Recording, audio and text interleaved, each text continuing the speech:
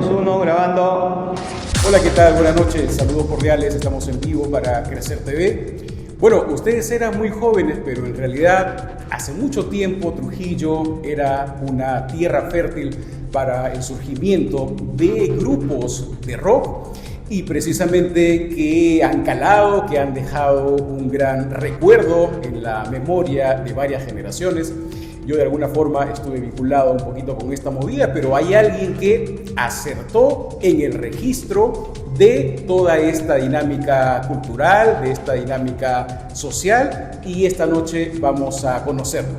Él ha entregado el libro Esto es lo que somos, historia del rock liberteño. Lo tenemos aquí, su nombre es Eder Valdeos Terrones y con él vamos a conversar y de pronto hablar sobre algunos tópicos del libro. Vamos a empezar saludándolo. Eder, ¿cómo estás? Buenas noches, mucho gusto y felicitaciones por tu chamba. Muy buenas noches, amigo, muchas gracias también al medio que diriges y a todos tus televidentes. Bueno, en efecto, ¿no? Esto es lo que somos, es un producto muy importante para mí y creo que también para la cultura trujillana y liberteña porque representa la sistematización de prácticamente todo el desarrollo musical del rock.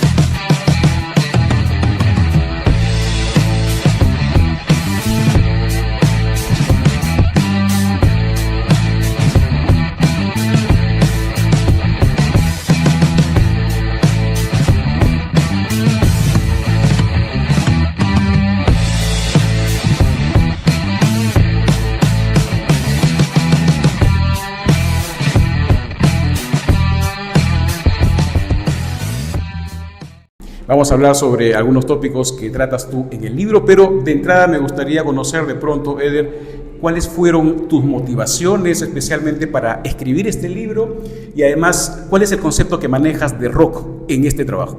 Bien, bueno, en primer lugar, respecto a las motivaciones, el rock es algo que me gusta mucho, es un género musical que me encanta, lo escucho desde joven, gracias a mi hermano, a mi tío, ¿no? Mi abuelo también, hay una afluencia, ¿no? Entonces, cuando yo comienzo a investigar acerca de rock, me doy cuenta que hay libros en prácticamente todas las regiones del Perú. Y bueno, obviamente la libertad también requería el suyo. La verdad es que, si bien es cierto, yo conocía muchos grupos de aquí, no los conocía todos, ¿no? Los conocía de manera superficial. Así que así decidí yo pues elegir justamente seguir esta línea de investigación. Interesante. Y creo que si continúas así, lo has hecho muy bien con este debut, Eder, de pronto te puedes convertir en el mediano plazo en una suerte de Pedro Cornejo de Trujillo. Hay que decir además que Eder es bastante joven, él es nacido en los 90 y sin embargo parte de su investigación empieza a partir de los 60. Sobre eso quiero precisamente preguntarle, ¿no es Eder de pronto demasiado pretencioso abordar cerca de 40 años en un solo tomo de menos de 200 páginas?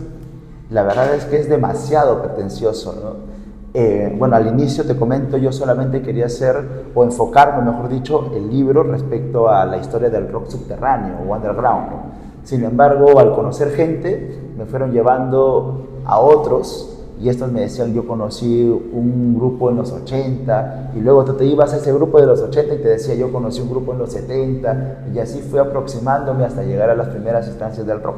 Entonces, bueno, como comencé a buscar publicaciones en los diarios, en revistas, y comencé pues a tener una suerte de sistematización, ¿no? del rock. Entonces, es pretencioso sí, pero también hay otra cosa, que yo probablemente allí en el libro haya colocado solamente el 40 o 50% de mi investigación porque muchos datos no los terminé por corroborar, entonces obviamente no se puede colocar en un libro de investigación. Magnífico, entonces desde ya de pronto amenazas que puede haber un segundo tomo, está muy bien eso, ¿eh? Gracias por la primicia.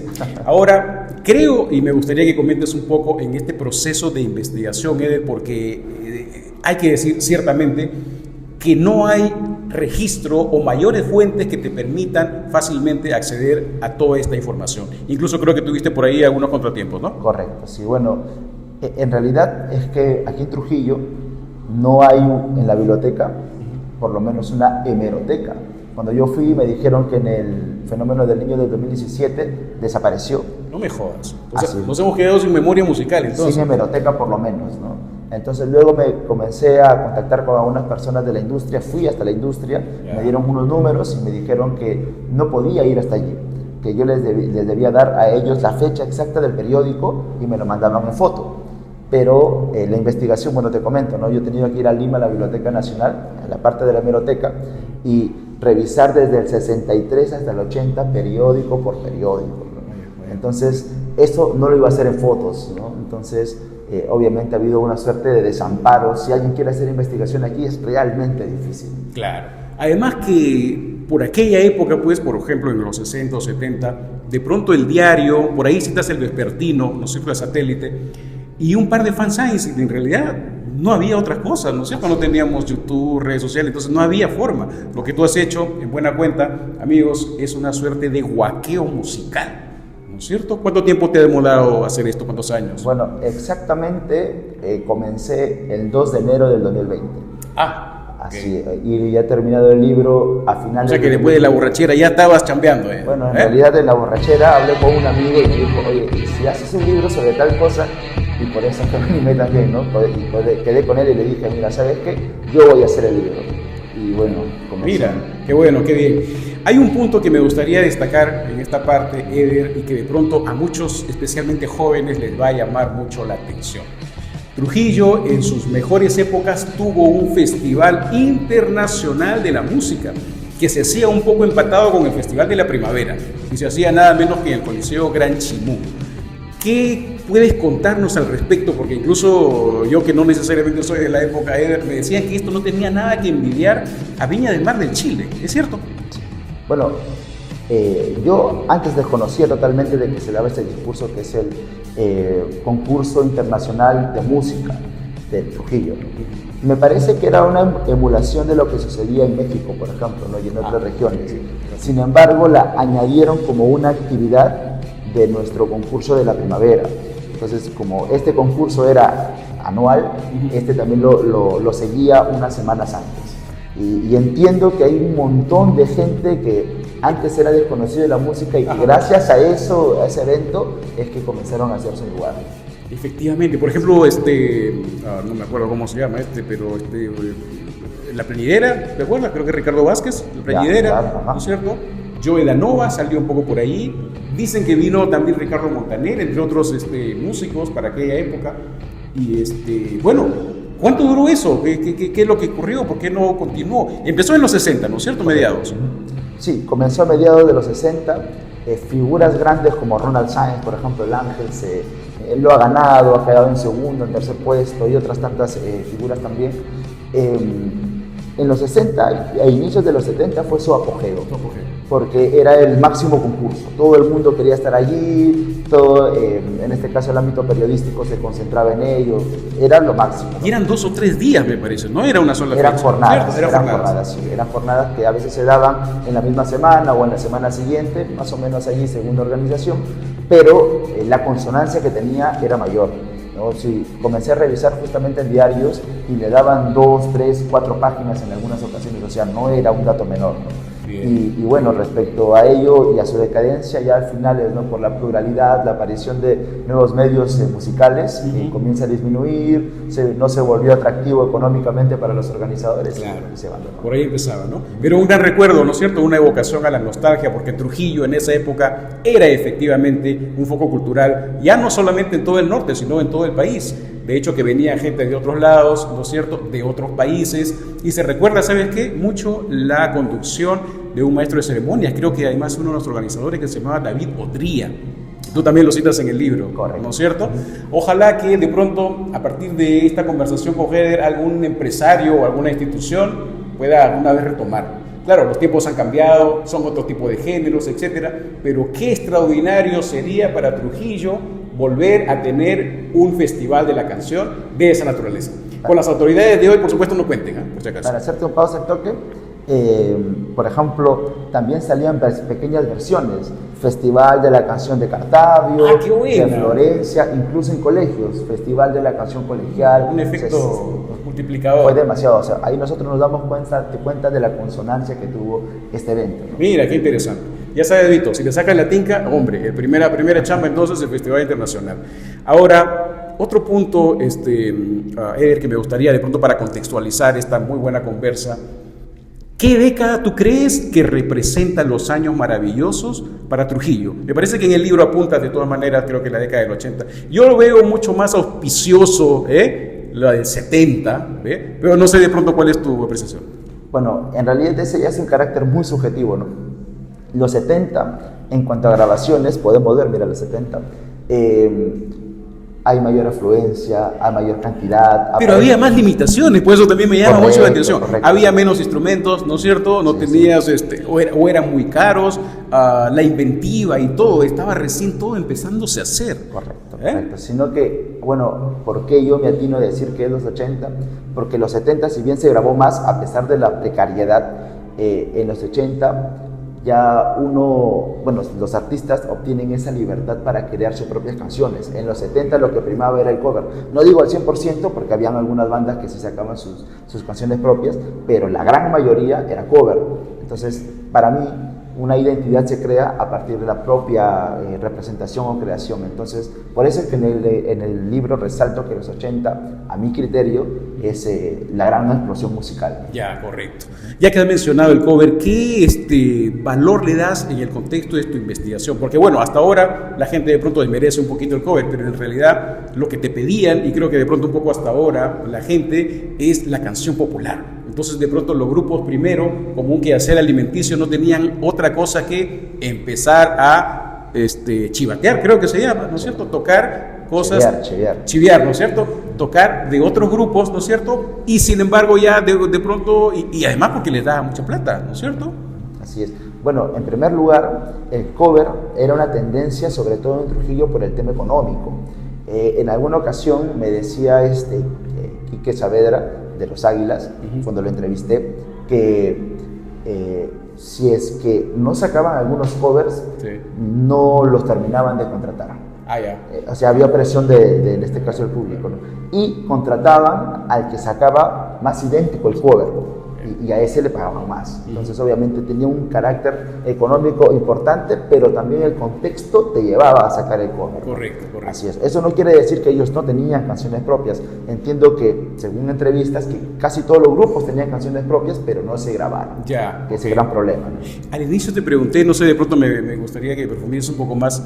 ¿Cuál es el concepto que entiendes de rock? Porque claro, así lo llaman, ¿no es cierto? La historia del rock liberteño, pero en realidad, si uno ve en perspectiva, de pronto dice, no todo es químicamente puro rock. Claro. Hay pop, hay fusión, hay metal, hay punk, hay hard rock, etcétera, etcétera, ¿no? ¿Cómo manejas un poco esas variables? Bueno, la verdad es que eso me ha traído muchos problemas, entre comillas, porque yo manejo una página que se llama Rock Mochica, en donde comparto gran parte de mi investigación, y en los comentarios me colocaban, pero ¿por qué citas a tal grupo si tocaba balada o nueva ola?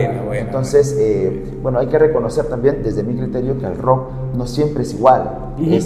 Es totalmente normal que cualquier género vaya fluctuando, cambiando. Entonces, la actitud del rock y la intención del rock en los 60 estaba muy pegada a la nueva ola, a la balada, ¿no? Como se va iniciando, por ejemplo, con Beatles, ¿no? Y acá justamente ellos tenían esa intención, por eso yo los tomo como referentes de rock. Claro. Es más, en el libro, a esos primeros grupos no los llamo rock propiamente dicho, sino de música juvenil, que era justamente, para mí, ¿no? Es el término que mejor que era, digamos, la música popular, la música pop, digamos, así es, ¿no? Entonces, y bueno, yo sí considero totalmente natural que haya habido influencias de otros géneros más populosos en ese momento para los grupos trujillanos y que la hayan incluido, ¿no? Para mí es totalmente natural, aunque como te dije hay algunas personas que no lo ven así y me han hecho crítica a través de la página, cosa que he aceptado con total naturalidad porque cada uno tiene una apreciación, una postura totalmente distinta de las cosas que suceden. Efectivamente, y es válido porque imagínate alguien más o menos de mi época, si le dices, mira, en la clasificación de rock yo he puesto ahí al Grupo Almendra o al Grupo América, ellos también hacían un poco de música tropical, claro, ¿no? También tenían fusión, entonces por ahí un poco se explica un poco esa controversia que en todo caso alimenta, ¿no es cierto?, el trabajo de los investigadores, porque claro, no vamos a decir que estos primeros grupos eran similares a los grupos norteamericanos, por ejemplo, de los 60 o de los 70, o los ingleses, o incluso los argentinos o los chilenos, ¿no es cierto? Ellos ya tenían más o menos una visión muy específica de lo que era el rock. En todo caso, se trata de un género que, de alguna forma, el tratamiento que tiene, creo, en el libro es un poco flexible. Correcto. Porque de otro modo también nos quedaríamos por ahí con muy pocas versiones. ¿Bien? Sí, es claro.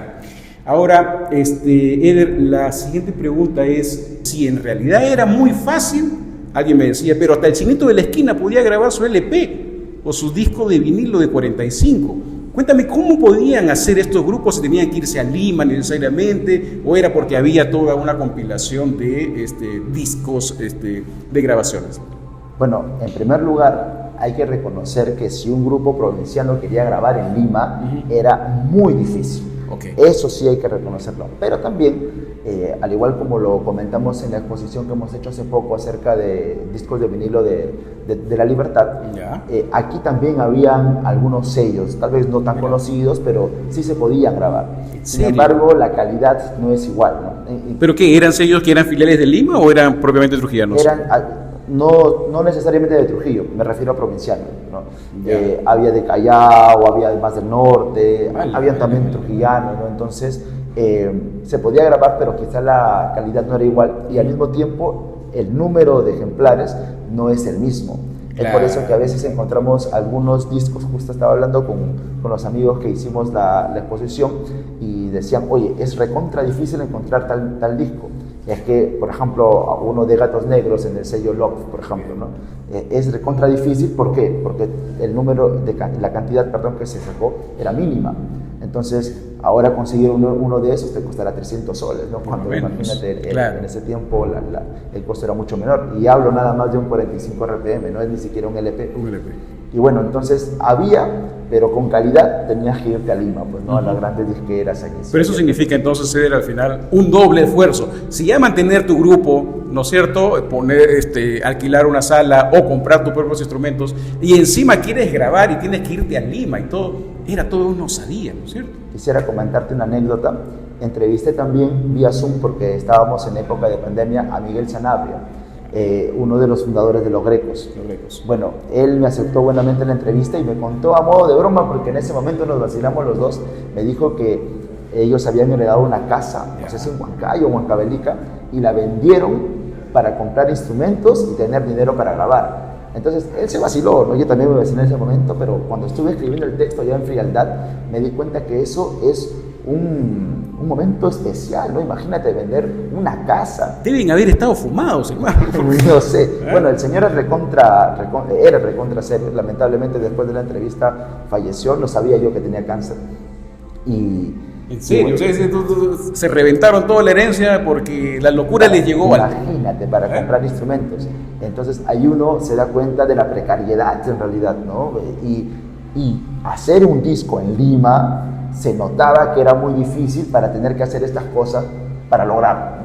Bien. Mira, magnífico. Qué contexto tan interesante que nos da. Pero eso también nos pinta mucho, Eder, del emprendimiento del músico trujillano o liberteño, ¿no es cierto? Que seguramente era también replicado por otros músicos de otras regiones, ¿no es cierto? Al final, quiero ir a la capital como sea y grabar mi LP, que de pronto era el máximo sueño. Que dicho sea de paso, al final pocos llegaron a lograr, por lo menos, a tener un contrato con una empresa, digamos, discográfica representativa a nivel nacional. Después vamos a hablar de eso. Pero antes que se me vaya, porque se me vino a la mente, Eder, también otro tipo de hecho histórico, musical, que para mí es muy revelador. Hasta ahora no le encuentro una explicación específica, pero a nivel de alrededor de Trujillo, especialmente en el Valle, hay buenos músicos, hay buenas bandas, de Laredo, de Cartavio, de Laredo, de Cartavio y Casagrande, ¿no es cierto? Cuéntame un poquito cómo se explica esa vaina. Bueno, Yo estaba haciendo el libro, estaba investigando, llegué hasta Laredo, un par de grupos por allí, y me comentaron en Laredo que los invitaban a Casa Grande a un festival. No me dijeron el nombre exacto, porque no se acuerdan tampoco, pero tenía un nombre específico y llevaban músicos de acá para complementar sus bandas o simplemente a toda la banda, ¿no? Y entiendo que ese también era un festival muy importante en La Libertad. Entonces se notaba que ahí hacían ya música, ¿no? Y era una música importante, incluso me contaban de covers de Deep Purple, ¿no? Grupos de rock importantes. Entonces yo cuando escucho eso me emociono, ¿no? Entonces extendí la investigación, ya no en Trujillo, sino en La Libertad. Contacté con grupos como Los Mengos, por ejemplo, ¿no? Quien Beto Méndez justamente se ha dado el tiempo de venir acá a Trujillo a compartir nuestra exposición y a ver el tema del libro también.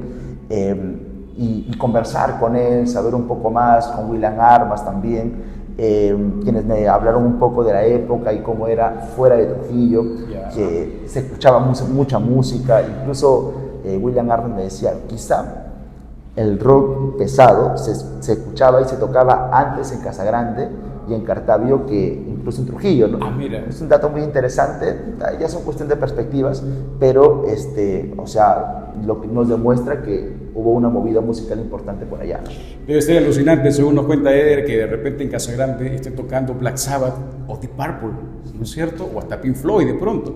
¿Cómo habrá sido eso? Pues un amigo me decía, de repente pasó por ahí un gringo y le jugó una canción o un cassette de Jimi Hendrix, pero por ahí prendió algo. Y efectivamente hay testimonios de que hay varios grupos, varias agrupaciones que comenzaron con este género alrededor de Trujillo. Ahora, claro, de pronto es un fenómeno, un poquito como lo que ocurre, por ejemplo, en el sur, ¿no es cierto? Por Ayacucho, por Cusco. Bueno, con Cusco se explica un poco mejor el fenómeno del metal, ¿no es cierto? O del thrash o de la música fuerte. Así es, ¿no? En el sur del Perú, incluso mucho más dinámico que la capital. Tal vez sí, ¿no? Bueno, aunque casi siempre Lima ha sido el inicio para lo demás, ya cada uno nos hemos desarrollado de manera especial, ¿no? Y el sur, pues sí, muy interesante en cuanto a las bandas fuertes, pero la verdad que ya un poquito con el corazoncito siempre me gusta resaltar lo que sale acá, ¿no? Y la verdad que acá ha habido grupos muy interesantes, incluso en los 90, con New Metal, solamente por quitarse ya cuervos, ¿no? Que dicho sea de paso, un poquito a manera de crítica, pero bueno, tú debes tener un poco esa apertura. Me parece que en los 90 ya un poquito que decae ahí el físico en el libro. Me parece que está un poquito, hay unas cosas por contar, pero bueno, eso puede ser de pronto una coquetería como para un próximo trabajo, porque hay mucho que decir sobre los 90, a pesar también que en los 90 también ya la cosa comienza un poco a decaer. Quería hacerte un énfasis ahí porque también me han dicho lo mismo, es más, yo creo lo mismo. Sin embargo, ¿por qué en los 90 no hay tanta fortaleza como los años anteriores? Se explica rápido, es que del 60 al 80 no había manera de buscar información. Pero de los 90 en adelante ya hay. Tú te pones a buscar en internet y encuentras. Por eso que coloqué lo básico. Bien. De lo anterior... Yo creo que lo básico, pero... Sí, de lo anterior yo pienso que sí se necesitaba ser contado, por eso no escatimé y lancé todo lo que pude comprobar. Sí. ¿Qué sobrevivientes hay de los 90 hasta ahora? ¿Extraño deseo? Extraño deseo. Demencia, que justamente tiene dentro de sus canciones el coro, esto es lo que somos, y le pedí permiso para que me... ¿Quién es el autor, el compositor? Bueno, Demencia sí, ¿no? Creo que esa canción es de Paco Armas, si no me equivoco, me parece. Después hay otras bandas de los 90 que sobreviven hasta ahora. Bueno, ahora está Cabaret Sade, que en un tiempo fue 6-9, así se llamó. Todavía siguen en funcionamiento y hay siempre retornos, ¿no? Por ejemplo, cuando vienen los integrantes de Criacuervos, tocan y es como el retorno de Criacuervos, pero es solamente por esa vez, ¿no? Sí ha habido algunas ocasiones eso. Es un poco el reencuentro de los dinosaurios. Una cosa así, ¿no? Y estamos hablando de los 90, ¿no? Pero me llamaba la atención mucho que ahora, por ejemplo, si uno busca en Facebook, encuentra el Grupo América, que hasta ahora sigue tocando. Ya no obviamente con los artistas antiguos, pero sigue en funcionamiento con el nombre. No te creo. Sí, correcto. Uno de los hermanos está todavía perenne ahí en la construcción de la banda y uno sigue por ahí, ¿no? Entonces se hace muy importante. Intenté comunicarme con él para entrevistarle, lamentablemente no se pudo, pero son una de las pocas bandas que perduran, ¿no? Que perduran. ¿Campo de Armas de qué década es? Bueno, Campo de Almas es del 94, 95, 90, pero ¿no? en Lima, Claro. ¿no? Bien. Sin embargo, tenía una etapa previa, ¿no? Que se llamaba Sex Balas Bullets, sexuales. Balas sexuales. Y ellos estuvieron aquí, tocaban punk, ¿no? Sí. En el 93 exactamente. Justo me contacté con Esteban Galloso. Él me compartió la información, me habló, lo entrevisté. En mi canal de YouTube está el Rock Mochica, está esa entrevista y él me comentó todo eso, ¿no? Solo que decidieron ser más perdurables y se acercaron mucho a la música comercial, dejaron el punk y se convirtieron en Campo de Almas en Lima. Ese es un poco más comercial que le Más dicen, ¿no es comercial, cierto? claro que sí. Un rock pop más o menos. Un rock pop, muy bien. Mira, qué interesante. Yo creo que este grupo es uno de los que ya debe ir cosechando algunas cosas, porque tiene bastante tiempo ya chambeando, ¿eh? Bien. Nos quedan todavía 7 minutos, me dicen, pero cuéntame algunos grupos emblemáticos que la gente pueda rescatar de los primeros grupos que comienzan a hacer rock aquí en Trujillo. Ya has mencionado tú algunos, América, ¿no es cierto? Almendra, Los Águilas, ¿puede ser también? Los Águilas, ¿Grecos? antes Holy Boys, claro, Ajá. antes Holy Boys, los Grecos también me interesa mucho, creo que es un grupo importante. Ya decíamos América, Almendra, Telex. Telex de Laredo. Claro. ¿Dice que fue telonero de Soda Stereo o eso es, No, es verdad, una francachela? Está ahí está en el libro, fueron teloneros ellos. Alucinante. En uno de los conciertos más importantes probablemente de La Libertad. Ya. Estuvieron allí, incluso ellos tienen una canción, Reina del Baile, que en su tiempo destronó incluso a Frágil en las más vendidas en Lima. ¿En serio? Así es, entonces eso es... Ahí estaba Peter Hermoso, creo, ¿no? Peter Hermoso, correcto, así es, estaba allí. ¿Y ese no era un cover? No, esa es música Esa es propia. música propia. Por eso lo resalto tanto, ¿no?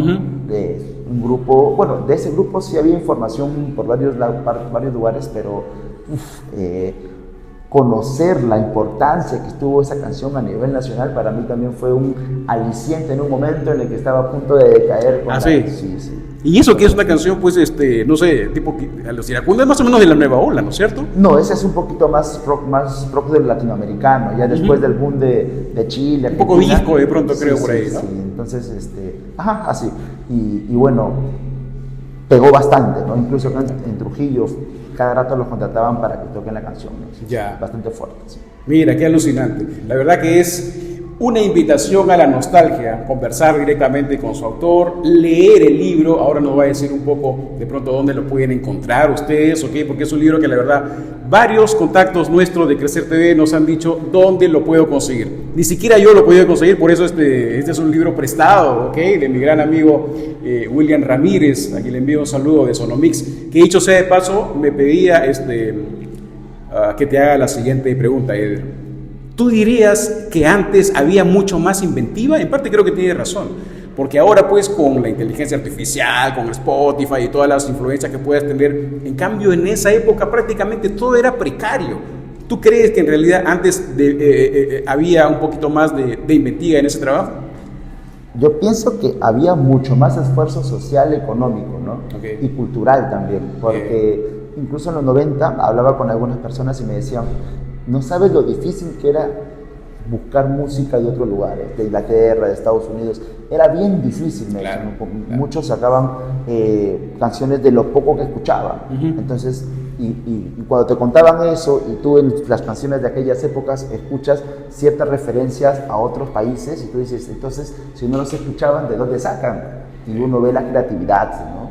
Entonces, para mí, lo precario tiene el ámbito de extender al ser humano, desarrollarse en todo lo que se pueda para que hagan buenas cosas, ¿no? Ya.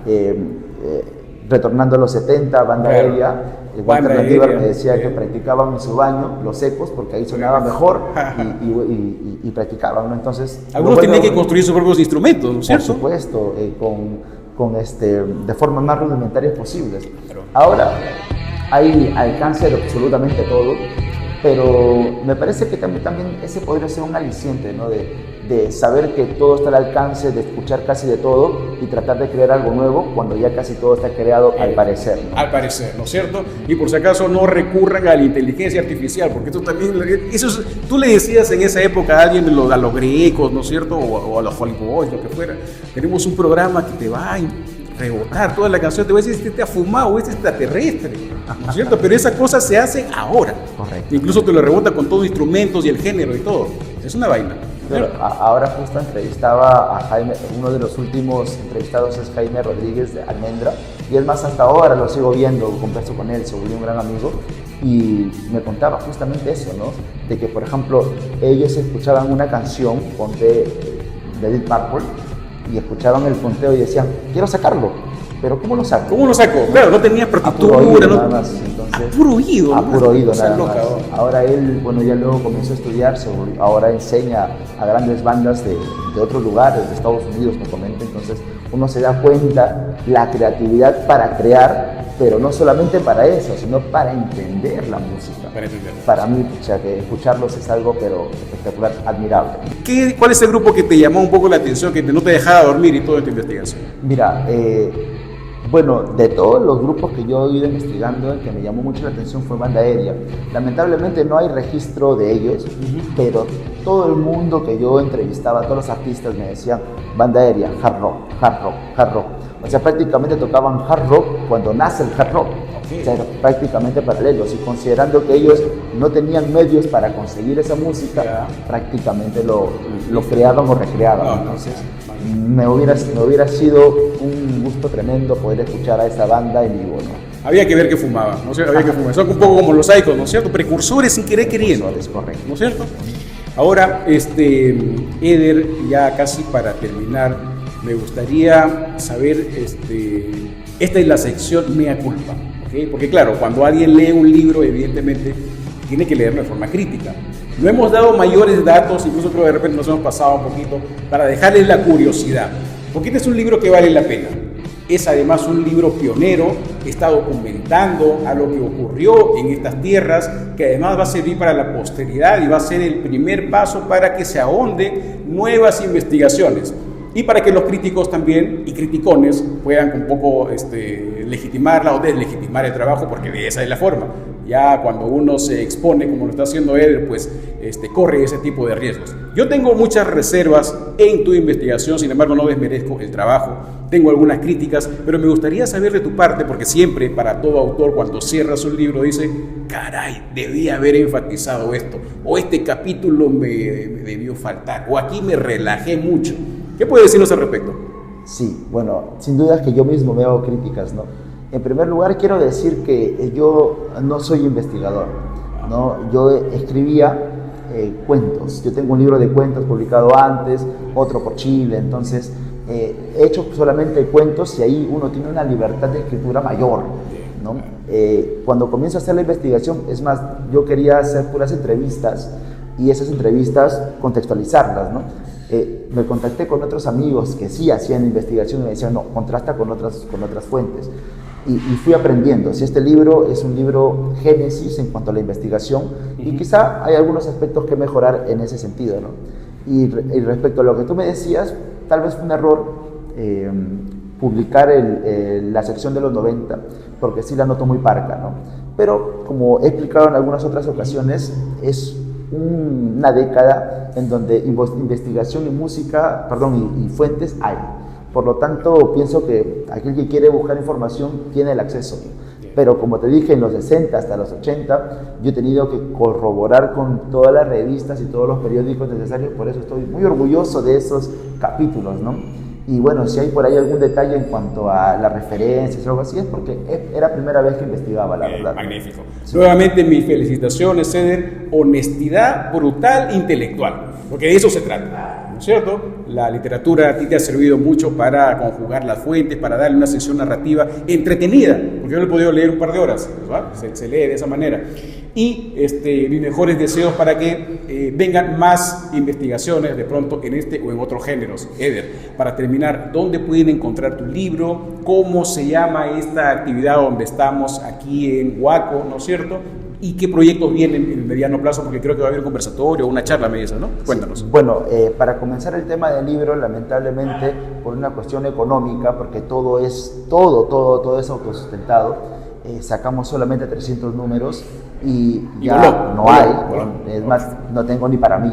Hoy día quise traer un libro y me di cuenta ya no había ninguno. Qué afortunado, mira mi pata. Sí, y bueno, estoy hablando con otras editoriales para poder sacar más números y sacar a la venta. Se supone que en la primera o segunda semana del otro mes ya deberían estar los libros nuevamente. Correcto. Y bueno, decirles también que respecto al libro ha nacido una nueva iniciativa que es la exposición Esto es lo que somos, justamente, una mirada al rock liberteño, que es un repase de los discos que se grabaron década a década hasta el 90.